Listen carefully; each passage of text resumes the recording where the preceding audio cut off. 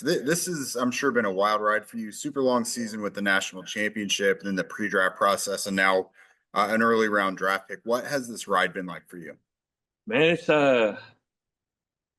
it's been a ride for sure. I think, like you said, going from Natty straight to training for the combine to going out training for pro day to now you're still training and waiting for it's a long ride, but man, I'm just blessed I was able to, go through this. And I always said I'd be doing myself my younger self a discredit if I wasn't grateful for this moment. But for surely a long ride, but man, God put me in the right place at the right time for the right reason. So I'm just glad to be here. James. JT, can you pronounce your last name for us? Uh, Tuimoloau. Okay, thank you for that. And then Yeah. also to follow up, what interest did the coach show in you throughout the pre-draft process, and what you know about him, I guess, before getting drafted? Yeah, at the combine, I was able to, sit down and talk with them, just to, talk ball. They asked about, a little bit about who I was, but after that, it was just, I don't think I really didn't have that much conversations with them, but it was just a great conversation we had at the combine, which is very lasting impact. But that was the most we had was there, and then just a little text here back and forth. Joel. What's this day been like? What's it been like waiting and the emotions when you got the call? Man, it's been a stressful day. We woke up early this morning around 7 a.m. to play, around the golf. So we played 18 holes, and it wasn't long enough because I still had to wait for the draft. But I mean, it was just emotions are everywhere. You're just sitting and waiting. Family here, but man, I'm just blessed to be a Colt. Cap. Yeah, JT, you mentioned that when you met with the Colts, they wanted to know who you are. That's first question. The second question, with what you've been through at Ohio State, the success and the starts, does that prepare you quicker to step in and play right away?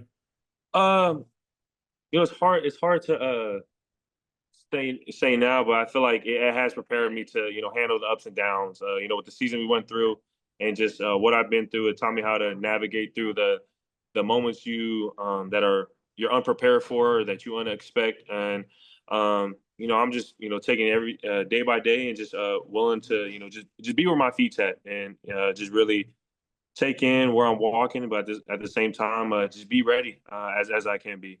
And when the Colts ask who you are, what did you tell them about who you are as a person? Yeah, I told him I was just me being a Polynesian, person. I'm just a big family guy. One who's willing to always help the others out, or to do whatever it takes to, either be there for my brother, or whether it's just bringing them all over at the house, buying fight nights, or whatever it may be, Super Bowl nights, just catering all the food so that we are at a safe place. So for me, that's just the type of person I am. Just always willing to have that time with we're all together, and create a bond that's deeper than just on the field. One last question. You said you played golf today. How'd you shoot? Man, it was scrambled. It was scrambled. It was scrambled. But we shot a 79 today, so that was way better than yesterday. Yesterday, man, I think I lost I lost about 10 balls. So emotions were high. I blame it on emotions. It's not really how I golf though. Thank you. James. I got two for you. The first one being, I believe you were like the highest rated defensive recruit in Ohio State history. So what was it like to go into that program with that amount of, I don't know if it's pressure is the right word, but just expectations, and to deliver in the fashion that you did? I didn't really pay much mind to it. My father, especially when those rankings first came out, I found out through my basketball teammates, and my father was quick to shut it down. He was just in a way to where he just wanted me to stay humble, as always. Numbers are just numbers, but what really matters is what you do on that field and how you make people feel. So for us, it was just go in with a humbling mindset and know that you have to regain the respect from your peers, earn that trust from your coaches, and just continue to love the game, and not just not stop falling in love with it. Always continue to just push yourself in any which way possible. And then the second one I had was, I believe you trained with Tracy Ford when you were in high school. Yes, You sir. got to see some NFL guys, Cliff Averill, Bobby Wagner, Mhm. others. So what was that like for you being 17, 18 years old, and you're seeing what it takes to get to the level you are at now? Yeah, it was, man, it was a blessing for sure. Shout out to, Tracy Ford and, FSP for allowing me to train with the vets. Only a select few high schools were allowed to train with the vets, but just seeing how they train, they're very intentional, very focused on the small details, and they always did the extra work. And, it's crazy that I was able to train with Zaire Franklin. And, we always made it a point because I wore number 44 and he did, and he was just always saying, make sure you rep the number well. And yeah, so it's crazy now that I'm entering into this new door, that I'm able to play alongside him. So it's crazy, full circle. How young were you when you started doing that? Started training with the vets or the Yeah. pros. Yeah. I want to say 17, 16, 17, around there. Okay. Yeah. Jake? So I'm sure you've probably seen by now that the Colts drafted Tyler Warren in the first round. You've got some experience going against him. What's he like as a player? What are the Colts getting in him? Man, playing against him, I love the way he plays. I mean, there's times, I think it was 2022 year, we're just going at it, but we're just like, telling each other like, man, like this is gonna be battle, like one of those fun competitions. And with him, he's a rugged athlete. I mean, he doesn't do too much talking, but he talks with his pads and with his hands and with his athletic ability. So with him, you're gonna silent assassin. That's a Swiss Army knife, as you guys seen. I mean, I'm pretty sure everybody has seen it, but that just shows you how much tools he has in the bag. And I feel like you're not just getting a tight end. You're getting a lot of other weapons within one person. Kevin? JT, congrats. Welcome to Indy. For those that haven't seen you play, how would you describe your style? For me, I think it's just